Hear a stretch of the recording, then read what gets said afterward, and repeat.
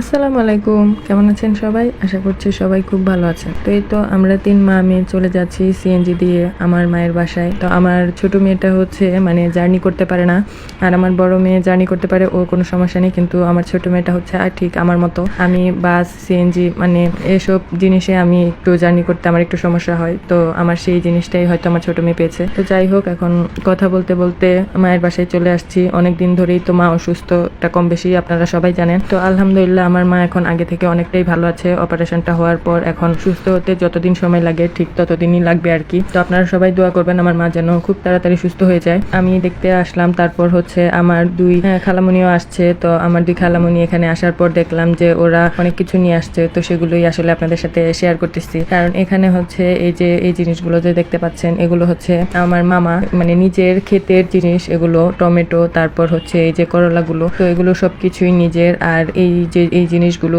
এটাকে আসলে সঠিকই নাম আমার এখন মনে পড়তেছে না, তবে এই জিনিসটা খেতে টক হয়। তো এগুলো হচ্ছে আমার বড় খালামণি পাঠিয়েছিল। আর এই সবজিগুলো হচ্ছে আমার একদম সবচেয়ে ছোট মামার ক্ষেতের সবজি, তো এগুলো পাঠিয়েছে আমাদের জন্য। আর কামরাঙ্গা গুলো হচ্ছে আমার নানার গাছে। তো এই তো মানে দেশের বাড়ি থেকে আসলে তো মানে নিজেদের ক্ষেতের গাছে শাকসবজি ফলমূল এগুলো নিয়ে আসে। আর এখানে হচ্ছে আমি যে একটা আঙ্গুর ফল দিচ্ছি একটা ছোট্ট বেবিকে, সেই ছোট্ট বেবিটা হচ্ছে আমার একটা ছোট খালাতো বোন। ওই হচ্ছে আমার সবচেয়ে ছোট খালাতো বোন। আর একে তো চিনিনি, এ হচ্ছে আমার সেই সুকন্যা যে কিনা আমার মাথা সারাদিন খারাপ করে রাখে। আর এখানে হচ্ছে আমার দুই খালামণি মিষ্টি নিয়ে আসছিল, আর আমিও মিষ্টি নিয়ে গিয়েছিলাম। তো এই তো এগুলোই আপনাদের সাথে শেয়ার করলাম। আপনারা আবার এগুলো অন্যভাবে নেবেন না, আমি কোনো কিছুই কিন্তু শো অফ করছি না, ভালো লাগার একটা জায়গা থেকে আপনাদের সাথে শেয়ার করেছি। আর আমি তো প্রথম দিক থেকেই বলে আসছি যে আসলে আপনাদের সাথে শেয়ার করতে ভালো লাগে। আর আমার আরেকটা শেয়ার করার কারণ হচ্ছে এগুলো কিন্তু আমার স্মৃতির পাতা হিসেবেও থেকে যাবে, তাই না? সময় কিন্তু চলে যায়, সময় কিন্তু থেমে থাকে না, কিন্তু এই জিনিসগুলো তো আমার ঠিকই স্থায়ী হয়ে রয়ে যায়। তো